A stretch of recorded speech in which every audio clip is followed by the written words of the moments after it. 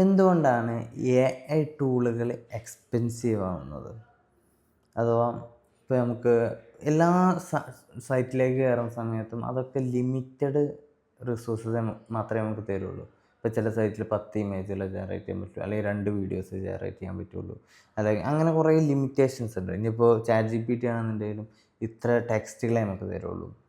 കാരണം നമ്മൾ ചെയ്യുന്ന ടാസ്കുകളൊക്കെ നമുക്ക് കുറേയൊക്കെ ഫാസ്റ്റായിട്ട് വരുന്നുണ്ടെങ്കിലും അതിൻ്റെ പിന്നിൽ വലിയ പ്രോസസ്സുകൾ നടക്കുന്നുണ്ട്, വലിയ സിസ്റ്റം വർക്ക് ചെയ്യുന്നുണ്ട്, വലിയ സെർവറുകൾ വർക്ക് ചെയ്യുന്നുണ്ട്. അതുകൊണ്ടാണ് ഇത്ര കോസ്റ്റ് അവിടെ വരുന്നത്.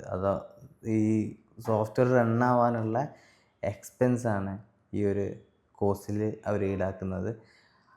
അഥവാ നേരത്തെ നമുക്കുണ്ടായിരുന്ന സംഗതി എന്ന് പറഞ്ഞു കഴിഞ്ഞാൽ ഓൾറെഡി നമ്മളെ സിസ്റ്റത്തിലേക്ക് ഇൻസ്റ്റാൾ ചെയ്യപ്പെട്ട സംഗതികളെ നമ്മളെ സിസ്റ്റം കൊണ്ട് വർക്ക് ചെയ്യിപ്പിക്കുക എന്നുള്ളതായിരുന്നു.